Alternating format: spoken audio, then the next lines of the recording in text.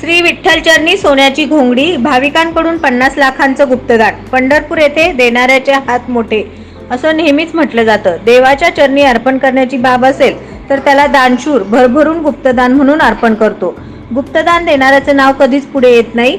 शुक्रवारी 26 जानेवारी रोजी एका दानशूरानं श्री विठ्ठलचरणी सोन्याची घोंगडी अर्पण केली आहे। दानशूर भाविकाकडून श्री विठ्ठलचरणी अर्पण करण्यात आलेल्या सोन्याच्या घोंगडीचे वजन 820 ग्रॅम इतकं आहे। त्याची अंदाजित किंमत 49.57 लक्ष इतकी असल्याची माहिती व्यवस्थापक बालाजी पुदलवाड यांनी दिली आहे। नवनवीन बातम्या पाहण्यासाठी SB न्यूज चॅनलला लाईक करा, शेअर करा, सबस्क्राईब करा।